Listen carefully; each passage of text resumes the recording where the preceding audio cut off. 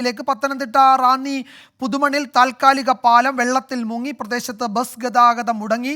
റാന്നി കോഴഞ്ചേരി റൂട്ടിൽ ചെറുവാഹനങ്ങൾക്ക് മാത്രമാണ് ഇപ്പോൾ പ്രവേശനം അനുവദിച്ചിരിക്കുന്നത്. ശ്രീജിത്ത് ശ്രീകുമാരൻ പത്തനംതിട്ടയിൽ നിന്ന് ചേരുന്നു വിവരങ്ങളുമായി. ശ്രീജിത്ത്, എന്തൊക്കെയാണ് വിശദാംശങ്ങൾ? റാന്നി പുതുമൺ പാലത്തിന്റെ സമീപത്താണ് നമ്മളുള്ളത്. എന്തായാലും ഈ പാലം അപകടാവസ്ഥയിലാണെന്ന തരത്തിൽ മുൻപ് തന്നെ റിപ്പോർട്ടുകൾ ഉണ്ടായിരുന്നു. ഇപ്പോൾ തൊട്ടടുത്തൊരു താൽക്കാലിക പാലം നിർമ്മിച്ചുകൊണ്ട് വാഹനങ്ങൾ കടത്തിവിട്ടിരുന്നു. ഇതിലൂടെ കൂടുതൽ വാഹനങ്ങൾ കടത്തിവിടാതെ ഇരിക്കാൻ വേണ്ടിയാണ് താൽക്കാലിക പാലം നിർമ്മിച്ചത്. പക്ഷേ ആ പാലത്തിന്റെ ദൃശ്യങ്ങളാണ് പൂർണ്ണമായി വെള്ളത്തിൽ മുങ്ങിക്കിടക്കുന്ന ഒരവസ്ഥയാണ് ആ പാലത്തിൽ ഇപ്പോൾ ഉള്ളത്. അതിലൂടെ ഒരു വാഹനങ്ങൾക്ക് പോലും താൽക്കാലികമായി കയറി പോകാനുള്ള ഒരു സാഹചര്യം നിലവിൽ ഇല്ല എന്നാണ് ഇപ്പോൾ മനസ്സിലാക്കുന്നത്.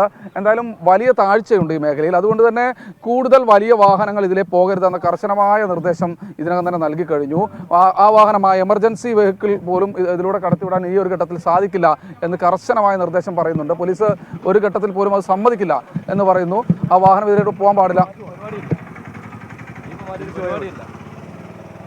ആ വാഹനത്തിനോട് പോലും തിരിച്ചു പോകാനാണ് പറയുന്നത് കേട്ടോ. കൂടുതൽ പോലീസ് ഇവിടേക്ക് എത്തിച്ചേരുകയാണ്. അവരെല്ലാം തന്നെ പറയുന്നത് ഒരു കാരണവശാൽ ഈ പാലം അപകടാവസ്ഥയിലാണ്, കൂടുതൽ വലിയ വാഹനങ്ങൾ കയറ്റി കഴിഞ്ഞാൽ വലിയ ബുദ്ധിമുട്ടിലേക്ക് കാര്യങ്ങൾ പോകുമെന്ന കർശനമായ നിർദ്ദേശം അവർക്ക് മേലധികാരികളുടെ ഭാഗത്തുനിന്നുണ്ട്. അതുകൊണ്ട് പൊതുമരാമത്തിൻ്റെ ഭാഗത്തുനിന്നടക്കം ലഭിച്ച നിർദ്ദേശത്തിൻ്റെ അടിസ്ഥാനത്തിലാണ് ഇത്തരത്തിൽ തങ്ങൾ ഇവിടെ വാഹനങ്ങൾ തടയുന്നതെന്നാണ് അവർ പറയുന്നത്.